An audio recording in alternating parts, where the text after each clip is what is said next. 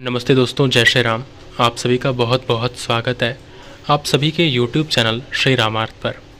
दोस्तों, आज की इस वीडियो में मैं आप सभी को बताऊंगा कि भगवान श्री राम ने वन में कितना समय बिताया था, कहाँ कहाँ पर। जैसे भगवान श्री राम जब वन में गए थे तो उस टाइम जब वो अपने घर से निकले और ऋषियों से मिलते रहे, अलग अलग घूमते रहे, और पंचवटी में जाने से पहले कितने साल रुके, पंचवटी में जब वो रुके तब कितने साल रुके, एंड उसके बाद फिर आगे क्या हुआ, कैसे शूर्पणखा जो थी उसने जो है माता सीता को क्षति पहुंचाने की कोशिश की, भगवान श्री राम ने कैसे उसका जो है नाक और कान काट दिया। इसके पीछे मैं आपको सारी कहानी बताऊंगा और भगवान श्री राम ने किस तरह से 14,000 राक्षसों को मार दिया था, इसकी कहानी भी आपको मैं बताऊँगा। तो चलिए शुरू करते हैं इस कहानी को। दोस्तों, ये है हमारा 7वां सर्ग और यहाँ पे देखिए, यहाँ लिखा है कि इस प्रकार से दंडकारण्य में मुनिजनों के आश्रमों में विचरण करते हुए श्री राम ने सुखपूर्वक 9 वर्ष व्यतीत किए। 9 वर्ष जब वो ऋषियों से मिलते रहे, घूमते फिरते रहे, तो 9 साल वो जो है व्यतीत हो गए, 9 साल बीत गए। और इसके बाद भगवान श्री राम कह रहे हैं कि हे पार्वती, पंचवटी में सुखपूर्वक रहते हुए श्री राम ने 3.5 वर्ष व्यतीत किए।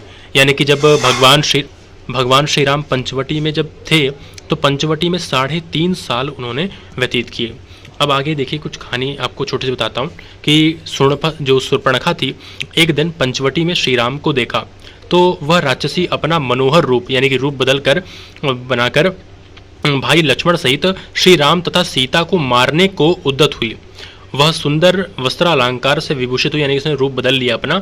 और फिर उसके बाद भगवान श्री राम ने कहा, शूर्पणखा बोली, आप दोनों कौन हैं और यह सुंदर रमणी कौन है, यानी कि माता सीता कौन है, किस कारण से आप वन में आए हैं। तब फिर भगवान श्री राम कहते हैं कि भाई मैं जो है वनवासी हूँ, राजा दशरथ का पुत्र हूँ और ऐसे यहाँ पर आया हूँ। अब देखिए लिखा है कि सुनकर श्री राम ने अपना संपूर्ण वृत्तांत बतला दिया। तब वो जो है शूर्पणखा श्री राम से बोली कि हे प्रभु, आप मेरे पति बने।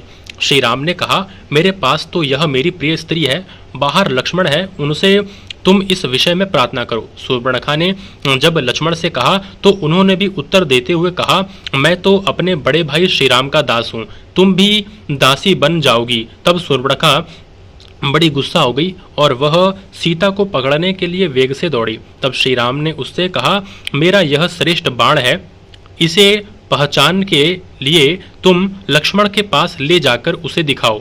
मेरा बाण देखकर लक्ष्मण तुम्हारा कार्य सिद्ध कर देगा। ऐसा कहकर श्री राम ने छुरे के समान तीक्ष्ण धार वाला वह बाण शूर्पणखा को दे दिया। वह राम का वचन मानकर पुनः लक्ष्मण के पास गई। वहां उसने लक्ष्मण को वह राम का बाण दिखाया। लक्ष्मण श्री राम के हृदय की बात को समझ गए। उन्होंने राम नाम से अंकित उस बाण का धनुष पर संधान कर वेग पूर्वक उसे छोड़ दिया। वह बाण राक्षसी के पास गया और उसके नाक और कान आदि को काटते हुए क्षण भर में ही राम के तुड़ीर में वापस लौट आया। यानी कि भगवान श्री राम ने जो लक्ष्मण जी को बाण दिया था, उस बाण का मतलब ये था कि ये राक्षसी है, तुम इसके जो है नाक और कान काट दो। तो लक्ष्मण जी ने राक्षसी जो शूर्पणखा थी, रावण की बहन, उसके नाक और कान दोनों काट दिए थे। काफ़ी लोगों को ये भ्रम होता है कि सिर्फ नाक ही काटा था, पर ऐसा नहीं, नाक और कान दोनों काट दिए थे लक्ष्मण जी ने शूर्पणखा के।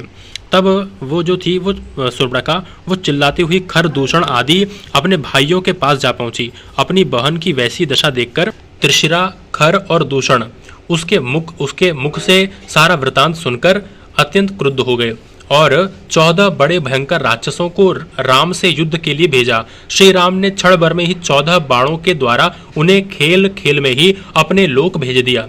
यानी कि भगवान श्री राम ने उन 14 राक्षसों को अपने 14 बाणों से मार दिया। ठीक है, अब यहाँ पर क्या है कि खर, दूषण और त्रिशिरा, ये तीनों भाई थे, ये तीनों भाई क्रुद्ध होकर, यानी क्रोध करके, गुस्सा होकर के 14,000 राक्षसों को लेकर युद्ध के लिए निकल पड़े। अब श्री राम जी ने क्या किया कि लक्ष्मण जी को और सीता जी को एक गुफा में छिपा दिया और शीघ्र ही शस्त्रों यानी अपने हथियारों के साथ जो है बाण और तीर के साथ अपने बाण और तीर के साथ जो है राक्षसों के साथ युद्ध करने के लिए चले गए।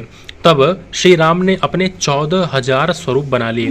भगवान श्री राम ने अपने 14,000 रूप बना लिए, यानी कि अपने जैसे 14,000 को और उन्होंने अपने शरीर से प्रकट किया और पृथक पृथक उन सभी के सामने खड़े होकर बाणों के द्वारा क्षण भर में उन सभी को मार डाला। ठीक है, कुछ ही समय में उन सभी को मार दिया। तत्पश्चात खरदूषण तथा त्रिशिरा का भी बाणों से वध कर सभी को अपने धाम में यानी कि साकेत धाम में भेज दिया। श्री राम ने गौतमी नदी के तट पर 14,000 राक्षसों तथा खरदूषण आदि को मुहूर्त भर में मार डाला। खर, दूषण तथा त्रिशिरा ये 3 कंटक जिस स्थान पर रहते थे वह क्षेत्र त्रिकंटक नाम से विख्यात हो गया। इसी क्षेत्र को पृथ्वी में लोग त्रयंबक क्षेत्र भी कहते हैं। तो ये सारी कहानी थी जो आप लोगों को मैंने बताई। तो वीडियो कैसी लगी हो लाइक शेयर कमेंट ज़रूर करें और कमेंट में जय श्री राम ज़रूर लिखें। जय श्री राम।